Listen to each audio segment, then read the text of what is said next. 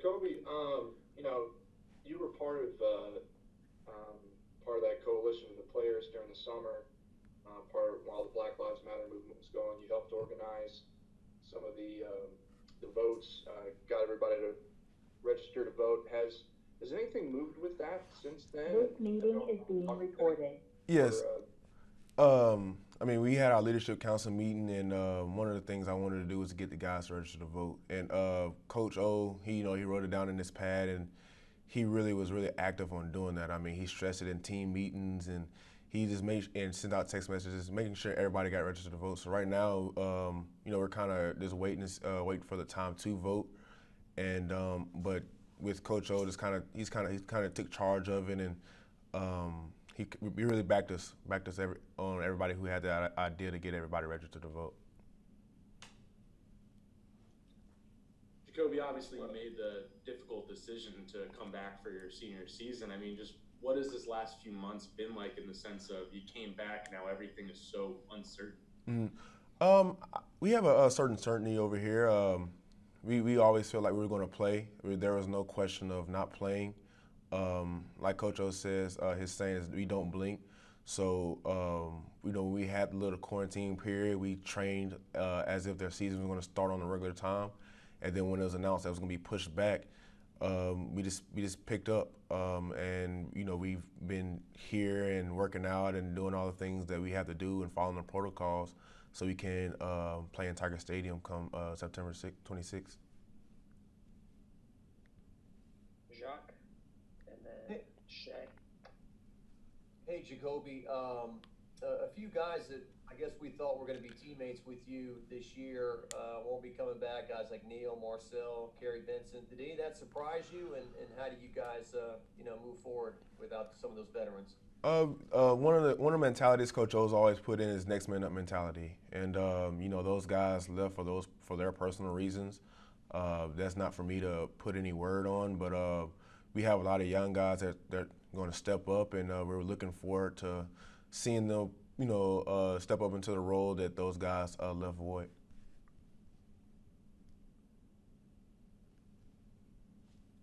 Hey, Jacoby.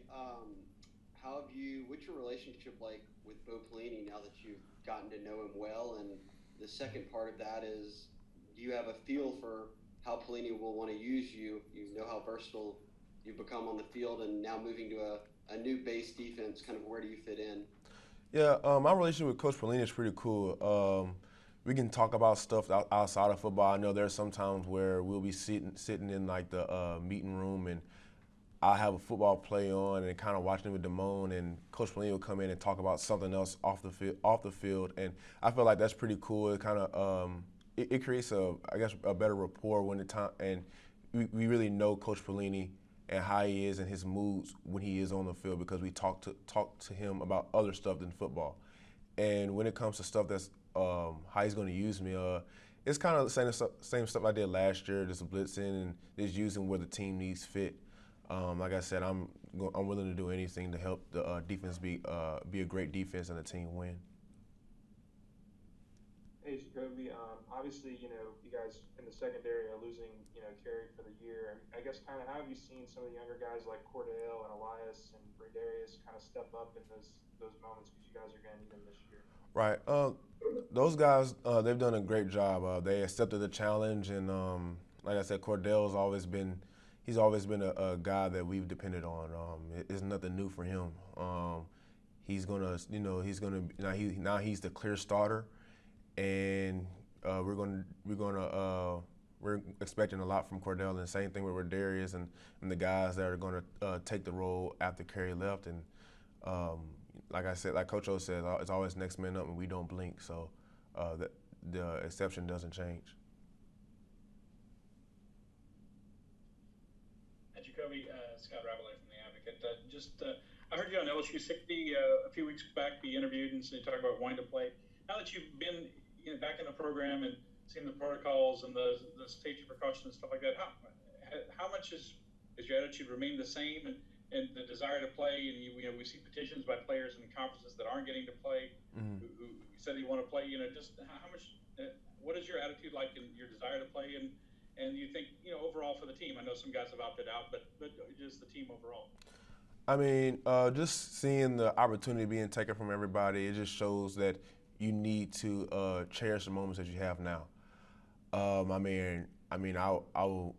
still want to play. Like I said, I feel safe. Mama Shelley, Coach O, they're on top of everything. They're really proactive. I mean, you can argue that some teams are taking what Mama Shelley's doing and implementing them in their system. Like I said, with the other conference taking taking football, the opportunity to play football away, it just makes me cherish my time here even more.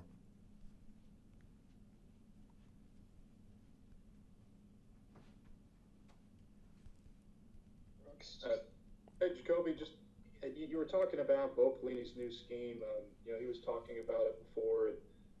It seems like has a long history of two high safety looks, a little bit more. Ed Ogeron said earlier that you'll probably see that more than you ever have at LSU. Mm-hmm. How is that different for you? And how do you feel like that will change your role in the defense? And kind of explain how different that'll look for LSU using that kind of scheme. Right. The difference is the front is going to take care of a lot of stuff. I mean, our front seven is going to take care of a lot of the run game, and I have to adjust, but you have to be able to adjust. I mean, at the next level, you never know what's going to happen, and it's good to get experience in different defenses, but the difference is for the safeties coming from a one high defense mainly into a two high defense. The front in a 4-3, the front just takes care of a lot of things. The front takes care of and knocks out the run. That's really their main responsibility.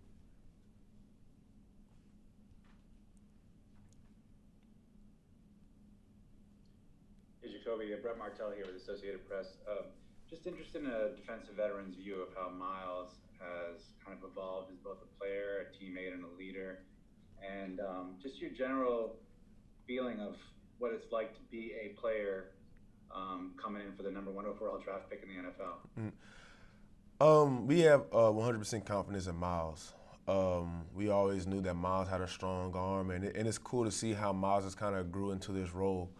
I know as a recruit, when we came in together, I was always excited for Miles Brennan because he was breaking a lot of records in Mississippi, and he came in and he waited his turn, and he just adjusted to the circumstance, and he could have been some of those guys that decided to leave and enter the transfer portal, but he stuck it out, and now he's the guy. And like I said, we expect to see big things from Miles.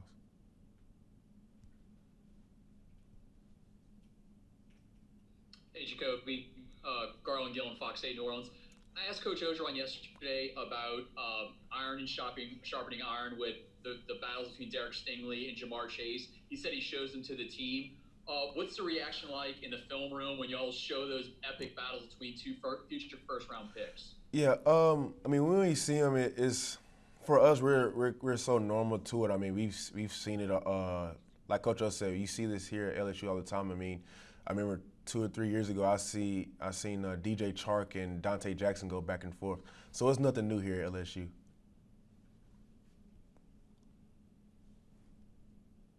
Hey, Jacoby, Wilson Alexander from The Advocate. Y'all's preseason practice structure is going to be so much different this year because you're not going to play until September 26th. How, for you as a player, is it kind of different from the years past? And what are going to be the challenges of having to wait so much longer to actually play your first game?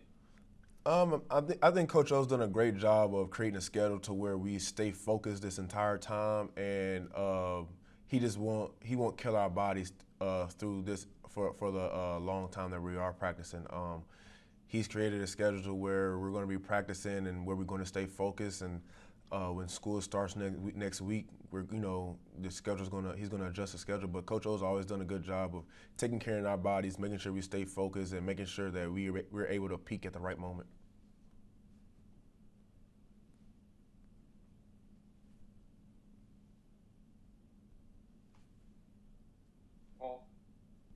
Hey, Jacoby, Paul Boron from CST. I was wondering, you talked a little bit about the protocols. Just talk what it's like, the new normal now, when you come to the facility, what you guys kind of have to go through. And I guess at this point, it's kind of become kind of second nature, right? Right.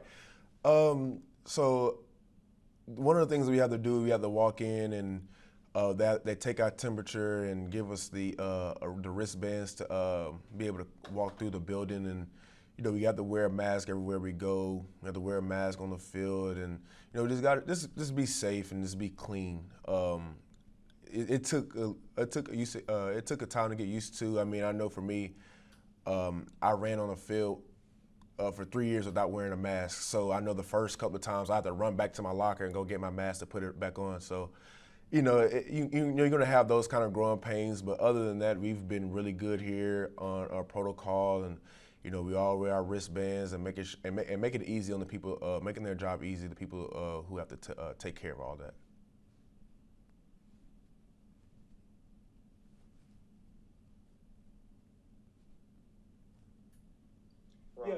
Yeah, Jacoby, Ron Higgins, Tiger Rag. Can you talk about Jabril Cox? I mean, what do you see immediately what he brought to the team, and just talk about him having played, on national championship teams at North Dakota State. What does he bring to you? Oh yeah, he's a hard worker. He loves football. I mean, me, Jabril, and Damone, we all go watch film like right after practice. I mean, we're almost waiting for the film to be put up. So he's a football head. He can run sideline to sideline. He's a good guy. I'm really excited to play with him. On the 26th.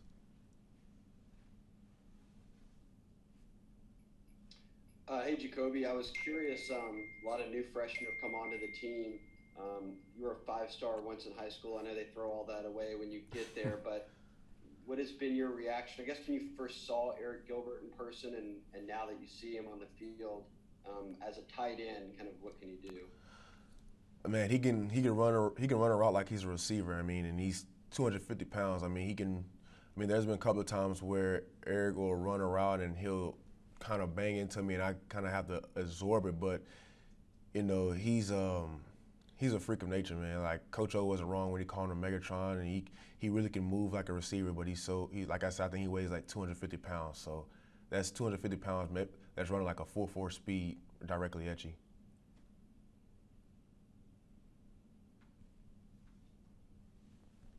What has it been like defending Miles since y'all got back to preseason camp?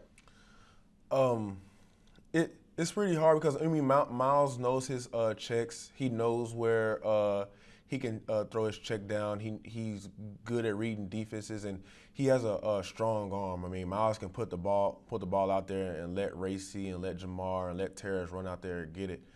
And and that's one of the things Miles always had. Miles always had a strong arm, and that's one thing that's really difficult about trying to cover all the guys, because he makes you cover the entire field. And to build on the freshman, I guess, what have you seen from Jordan Toles so far at safety? He like I said, he's a freshman coming in, and he's looking good. He's actually coming around. He's having a really good fall camp. Like you said, I was a 5-star coming in, and I had my growing pains. Every freshman gonna have their growing pains, but he's really impressed, and he's really picking up. He's a really smart player, and he's picking up the defense really fast, and we're expecting big things from Jordan. Hey Jacoby, a few of the teams in the SEC, SEC West, like Alabama, Auburn, Texas A&M, they've all announced that their stadiums are going to be like 20%, 30% capacity this year. I know Tiger Stadium you guys love to see that place packed. It's such a huge advantage when your fans are all in there. Have you thought about, is that going to be bizarre? I mean, you're going to be hearing the shoulder pads and the coaches a lot better. What's that going to be like with not many fans? Man, it's going to take away from the experience on Saturday. I mean, I wish all the fans can be in there and pack the house, and Tiger Walk is just filled with people and filled with fans going crazy. I mean, it's going to really take away from the experience, but it's the world that we're living in right now. It's the protocols that the SEC and the governor that they laid out, and they're doing that to protect us and protect everybody else. So at the end of the day, we have to accept it as is, and hopefully we can learn from this, and when we come out of this, we can appreciate it a whole lot more. We'll go to William, and then we'll go to Rab for the last question.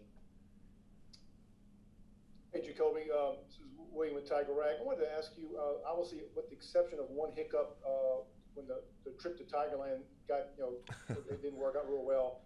Can you maybe discuss, you as a senior, and the leadership that you and other players are going to maybe have to exhibit about what happens once practice is over with, and kind of staying within either when you leave the facility, go back to your apartment, or not get caught in places that maybe would put your season in jeopardy. Yeah, the team's been really good with we're learning from our mistakes and whatnot. But the team's we've been really good. Like I said, Mama Shelley laid the guidelines. The best thing she's done was go actually after having a Zoom meeting call with us. She had a Zoom meeting call with our parents. So I know I get a text from my mom just about every day about how everything's going. And probably right now when she sees this interview, she's gonna ask me where my mask is. So we've been really responsible on how we've been handling ourselves, and like I said, we're here to make the people who have to put the protocols in place jobs easy. We don't want to be hard and be a hard head and do our own thing, and we're all about the team. And we're all about playing and representing Louisiana on September 26th. Jacoby, what message do you have to the fans and fellow students, about, obviously the numbers in Louisiana, for example, are trending in a good direction with coronavirus, but they probably still need to improve for you guys try to get through the football season. What message do you have for them? Just be clean and just follow the protocols. I promise you that the governor is not putting in rules just to be mean and just to do it because he has the power to. He's doing it because he genuinely cares about every citizen.